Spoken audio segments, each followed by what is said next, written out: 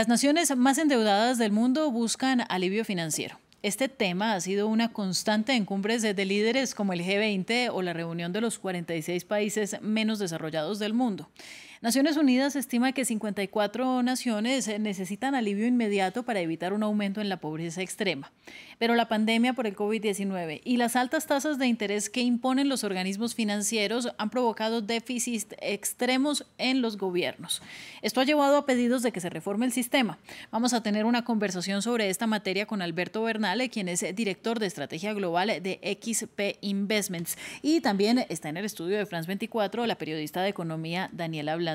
Un saludo para ambos, Daniela, Alberto, y si les parece comenzamos con las preguntas. Entonces, Buenos días, Carlos. Alberto, el Fondo Monetario Internacional, el Banco Mundial y el Banco de Desarrollo Chino son los principales organismos prestamistas del mundo, pero las altas tasas de interés de los dos primeros que mencioné se consideran abusivas. ¿Por qué lo son y se verán obligadas a hacer una reforma? Pues a ver, yo pensaría que yo haría un matiz en eso que acabas de decir. Yo no pensaría que son abusivas. Esas dos instituciones dan unas tasas de interés muchísimo más bajas comparadas con las que existirían para los países endeudados con problemas si tuviesen que ir a pedir dinero en los mercados financieros. Por ejemplo, en el caso, déjame darte un ejemplo muy específico en el caso de Argentina. Si uno hace el ponderado de las tasas de interés de las deudas que tiene contra el Fondo Monetario Internacional, tú llegas a unos niveles de tasas quizás de 3,5–4% en este momento. Si Argentina tuviese que salir a emitir deuda en este momento en los mercados internacionales, tendría que pagar unas tasas muy seguramente cercanas al 20%.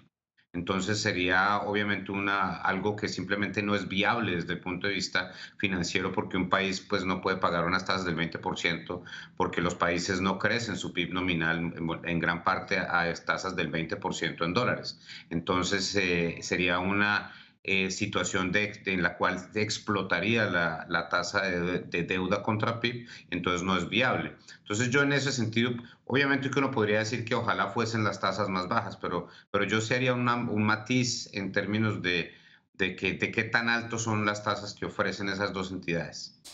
Señor Bernal, pero también así como el Fondo Monetario Internacional ofrece mejores tasas que el sistema financiero, también cuando llega a un país lo hace con condiciones. Yo le presto, pero con determinadas condiciones. ¿Por qué son tan impopulares? ¿Qué es lo que llega pidiendo el Fondo Monetario a los países para poderles hacer esos préstamos más asequibles?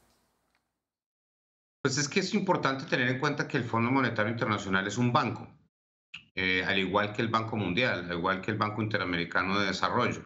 En el caso del Banco Mundial y el Banco Interamericano de Desarrollo, la condicionalidad es menor.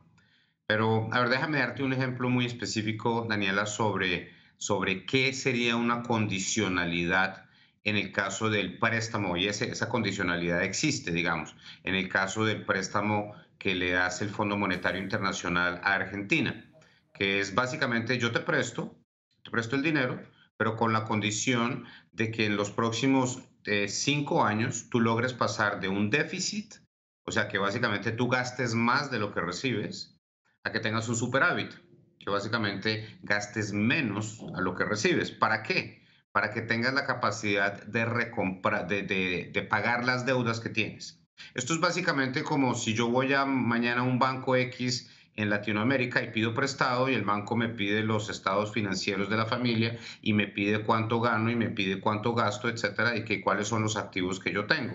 ¿Para qué? Para saber si yo le voy a pagar de vuelta al banco. Entonces, digamos que en el caso del Fondo Monetario Internacional es lo mismo que hace un banco con cualquier cliente privado, solo que agrandado a niveles de país. Entonces, claro que hay una condicionalidad y claro que todo esto genera digamos, hay mucha reacción negativa a muchas de estas decisiones. ¿Por qué? Pues porque implicar que se gaste menos, por definición, afecta a algunos sectores de la sociedad.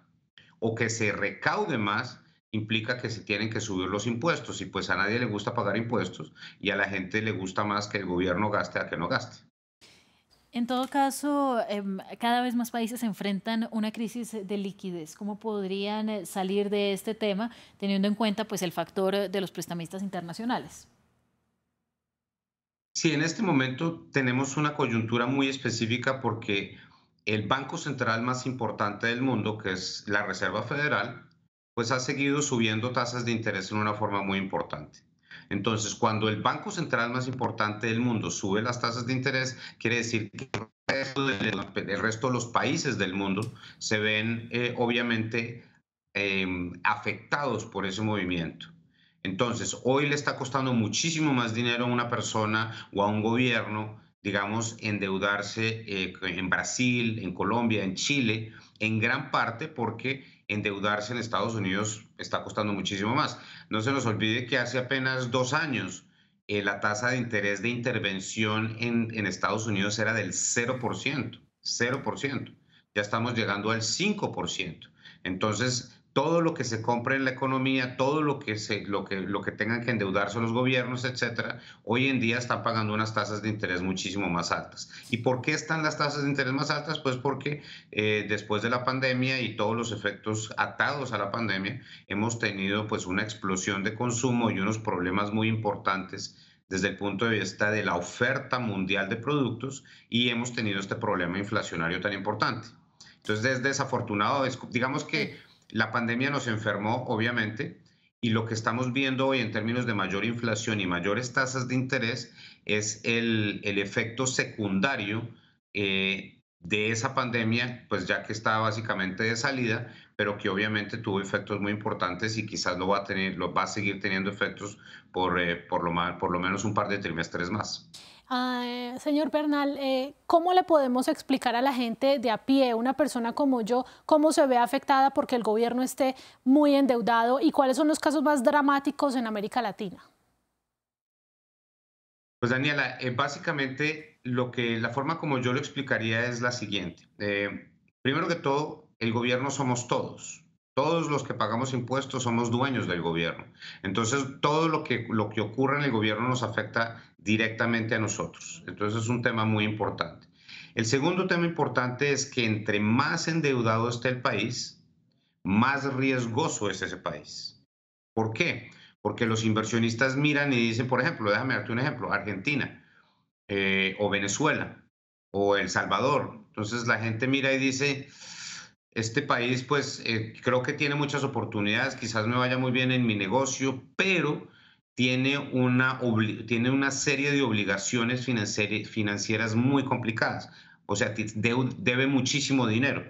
Y volvemos otra vez a la analogía de que yo vaya mañana a un banco en Latinoamérica o en Estados Unidos, no importa.